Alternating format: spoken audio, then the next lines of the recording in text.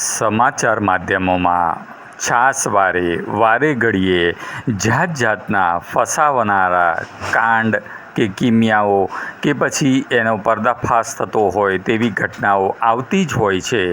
લગભગ અમુક દિવસોના અંતરે અનેક ઘટનાઓ છાસવારે પ્રસિદ્ધ થતી હોય છે અને આજના સોશિયલ મીડિયાના જમાનામાં તો તાબડતોબ તરત જ માહિતી ફેલાઈ જતી હોય છે, જંગલમાં ફેલાતી આગની જેમ.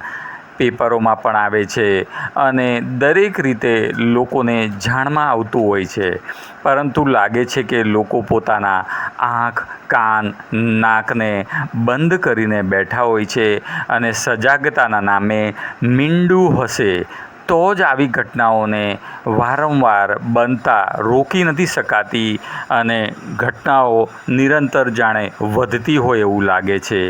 સમાજમાંથી આવી ઘટનાઓમાંથી કોઈ બોધપાઠ લેતું નથી અને ખાલી મનોરંજન પૂરતું વાંચતા હશે કે જાણતા બી હશે કે કેમ, એ એક સવાલ છે. કારણ કે લોકોને ખોટી લાલચ, મફતની મજા અને ખોટા પોતાને જેને સમાજ અસામાજિક સંબંધો કહેતા હોય અથવા તો લગ્ન બાહ્ય સંબંધો કહેતા હોય અથવા તો ખોટી ભલમનસાઈ કે જેમાં ઘણી વખત એવું બનતું હોય કે આપણે જોતા હોઈએ કે લોકો કોઈની દયાનો કે ભલમનસાઈનો ખોટો ફાયદો ઉપાડીને તેને ફસાવી દેતા હોય, એવી ઘટનાઓ જોતા, સાંભળતા, વાંચતા હોવા છતાં આપણે પણ ઘણા બધા આપણામાંના એવી ભૂલ કરી બેસતા હોય છે અને પછી પેટ ભરીને પસ્તાતા હોય છે.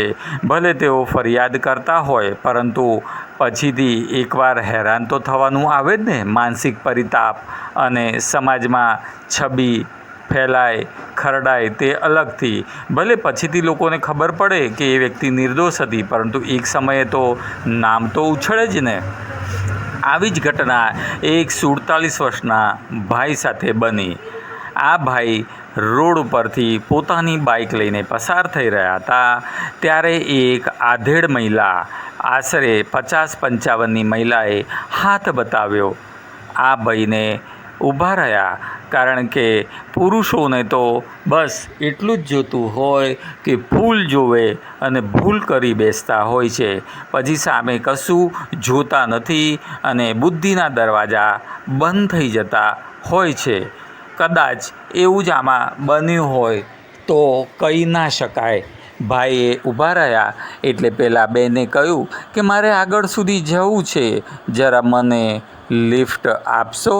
આ ભાઈ તો પટ્ટ દઈને તૈયાર થઈ ગયા અને એ બેનને બેસાડી દીધા અને બાઇક તો આગળ ચાલી.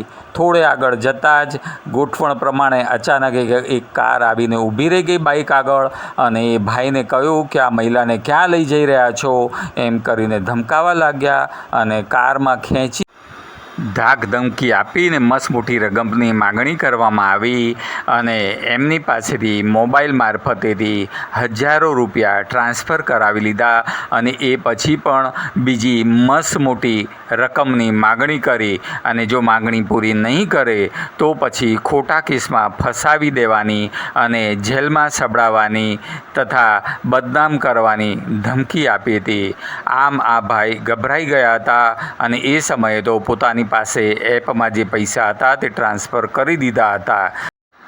આવા અમુક પાપીઓના પ્રતાપે લોકો એકબીજાને મદદ કરવાનું પણ હવે બંધ કરી દે તો નવાઈ નહીં અને કોઈનો ભરોસો કરે નહીં. અને ખરેખર આજના સમયમાં આવી રીતે અજાણ્યા લોકો ઉપર ભરોસો કરવું ખતરાથી ખાલી નથી. તમારું શું માનવું છે?